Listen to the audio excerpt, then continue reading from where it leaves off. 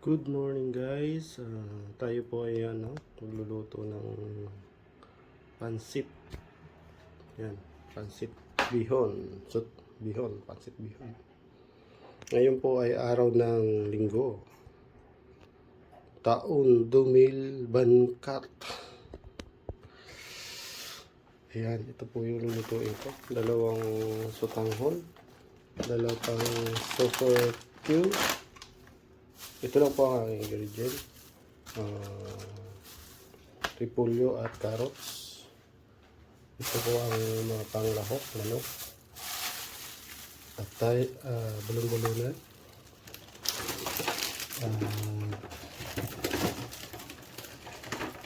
Sibuyas. Ayan, sibuyas. Bawang. Kakaunti ang ating yung tawag langsa ng manok po.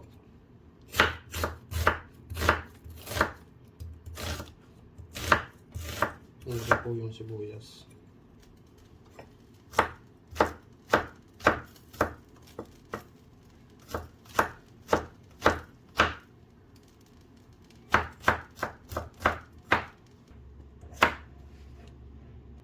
Yan guys, tapos ko nang hiwain lahat. Pinag-aalo ko na lang dyan kasi sabay ko naman yung ilalagay. Ngayon po ay hugasan ko itong balon-balunan kasi maglalagay din po ako niyan sa pansit. At yung atay. So guys, ito na po yung atay. Hugasan ko na rin po. Ilalagay ko po ito dun sa pag tinanggal ko po yung manok na pinapalamod ko, ilalagay ko din po ito doon para pakuluin din. Ilalagay ko rin po yan sa pansit. Maghihiwa na po ako ng konting ito po.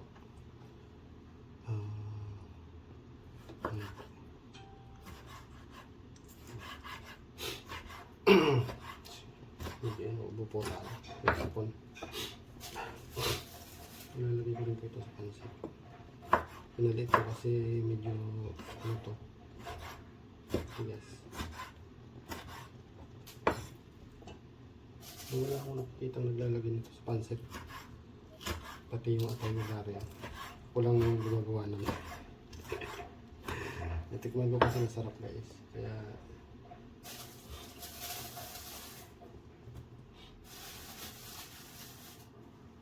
Kaya lalagyan ko yung pansit. Kami lang naman po kakain ito. Tsaka yung kaibigan namin.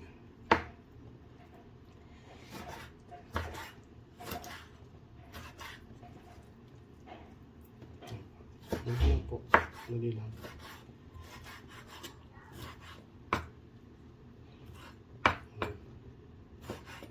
Sarap po kasi siya. Nalagyan. Malasa po siya. Lalo na po yung atay. Malasa yung pansit. Yung unahin ko po yan igigisa kasi medyo papalambutin ko sa konti. Itong balon-balon na ito.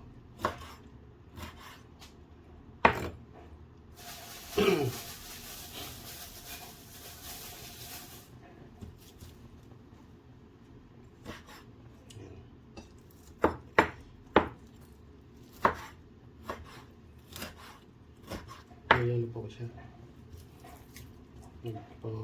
Nagpapusin pa.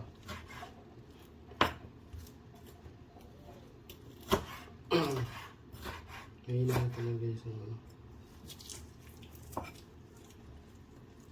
Ayan po. Ayan po.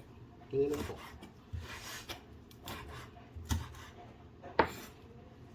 Ang bagay lang po itong luto.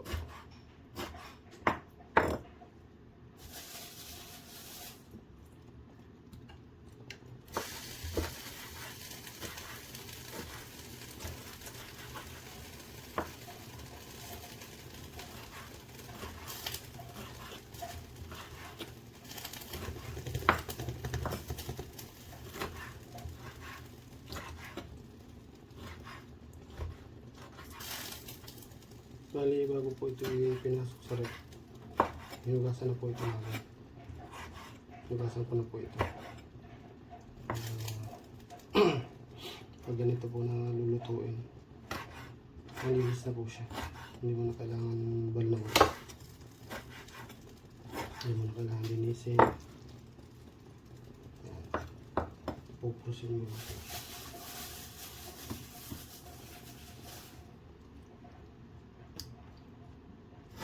Tama na siguro yun kasi may mga pamay. Ito.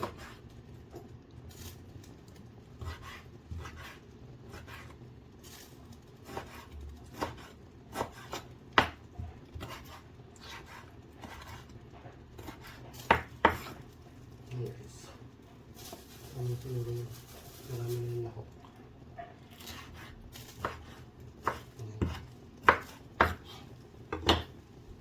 Ayan guys. Marami na po ito. Kasi may atay pa, may manok pa. Ayan. Pag malambot na po siya, ilalagay ko din po dyan yung ano. So, pinagtuluan ko yung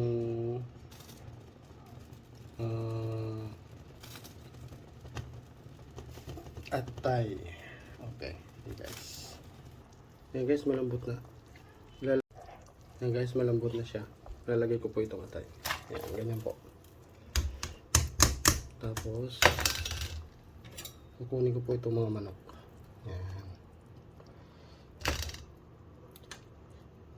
Ayan. Hihimayin ko po kasi siya para lumamig na. Pardon po. Sinisipon po tayo.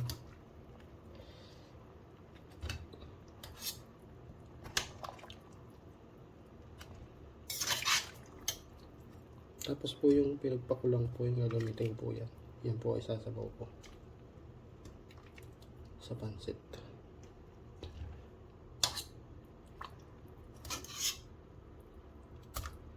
Papakuling ko lang siya.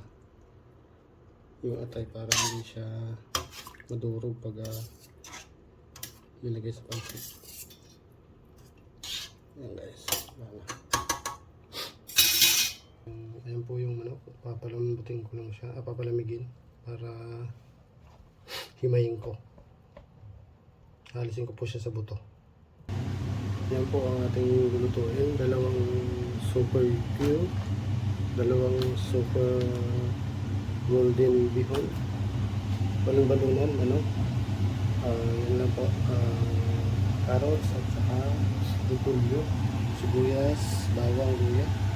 Saka yung atay po. Yan po. Pinapakulong po. Mamaya po. Magigisa na po tayo. Let's go. So, ito po pala ay ano, ibababad ko saglit sa tubig para medyo mabuti siya. Yan guys, nakababad po siya sa, ano, sa tubig para maya po alisin ko dun. Mga 10 to 15 minutes po nakababad siya. Habang nagigisa ko, nakababad po siya. Okay, let's go. So guys, sinala ko na yung malaking kaldero. Pinapatuyo ko lang siya. Pasensya na po kayo sa race wood kasi maingay. Yung may sound. Pwede kasi hindi natin bubuksan siya kasi yung amoy po kumakalat sa buong bahay. Kaya kailangan natin buksan yung race wood. Naglagay na po ako ng mantika, bata, nalagyan ko siya.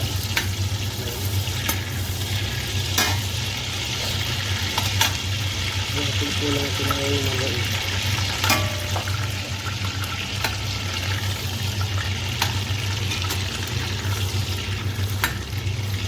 Ito pa ako ng bata. Para po yun po, lalagay ko na yung bawang luya. Halo ko na lang po siya. Para pagkat yung sulit. Dito ako nag-uuna ng bawang. Kaya yung bawang sunog na. Pag nasunog yung sibuyas. Kaya sinasabay ko po siya. Sinasabay ko yun. Kung muna yung bawang sunog na po yun. Matagal din po maluto yung sibuyas. Kaya sinabay ko na siya. Ayan po ko dito. Para yung luto po niya ay kalma. Ilalagay po ako ng more cubes. Ito na natin.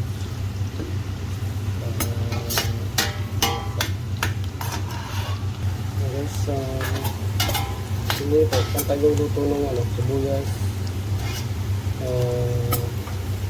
bawang, saka luya. Ayan po, ilalagay ko na yung lagay.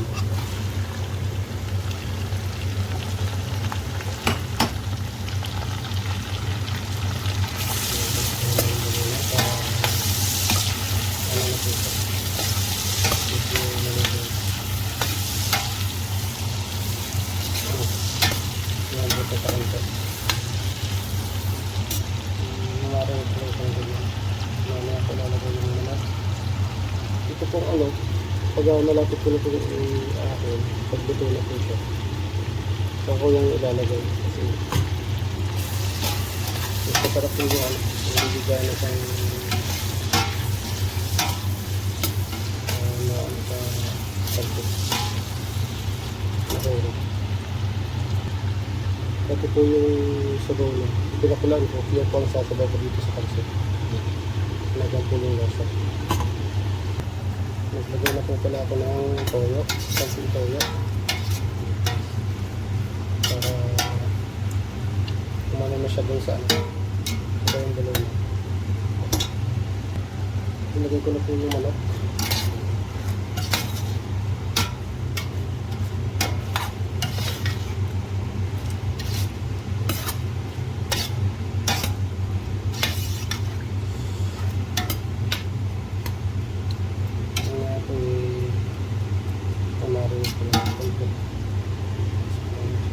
Para yung lasa niya pumasok sa loob ng manok. Yan guys, nilagay ko na yung 15 minutes saka yung carrots.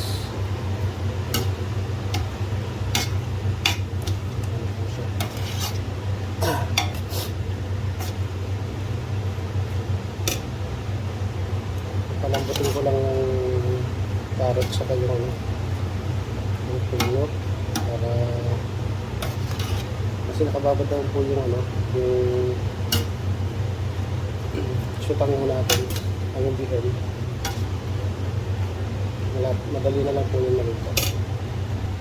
Pag malambot na po yung puno saka carrots, isasabi ko na po yung patay. Nalagay ko na rin po. Tapos sunod po yung bihel. Baka yung susunod na talaga. Yun guys, malambot na yung lalagay ko na po ito yung